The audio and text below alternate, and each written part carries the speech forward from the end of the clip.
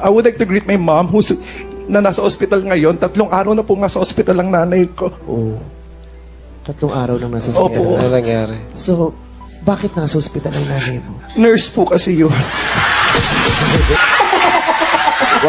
Oy! Niloloko tayo nito eh!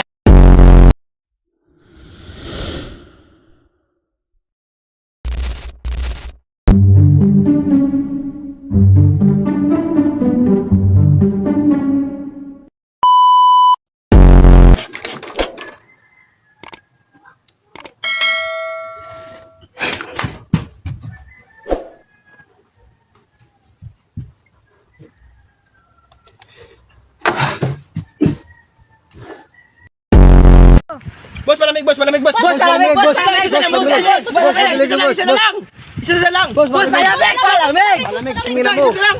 Sayang! Isa lang. Boss, malamig, boss! Boss, malamig.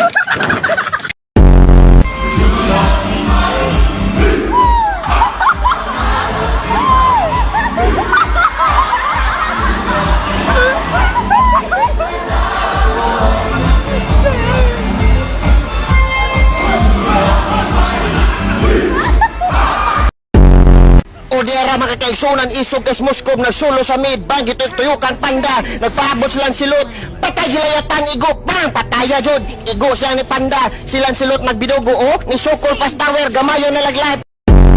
Nado siya mga kutogoy. Ano? Bro. Masig takdan kang papa. Masig yun. Ako tol, pagkintipon ata kayo tol ah. Hindi. Hari kami ng kalsada eh. Ayun. Ay. Pang. Uy!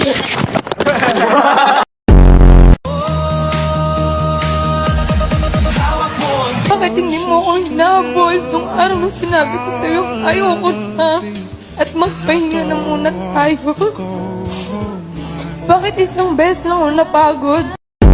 A day in a life ng isang puking inang mahirap na eduk student na overthinker na walang jowa pero laging backburner, inuto, ginamit, pampalipas oras, pabigat sa bahay, black sheep ng pamilya, tamad, walang motivation, dehydrated, puyat, kaka-cellphone, palainom, laging gutom, walang direksyon ng buhay, walang sense of style, dry ang humor, left out, walang kachat, walang kaibigan, walang trabaho, walang savings, walang insurance, abnormal, may katok, sinto-sinto, kulang-kulang, animal, aso, pusa, baka, kambing, pang temporary, panghil, mababang standards, mahilig magsettle sa maling tao, kingina ka!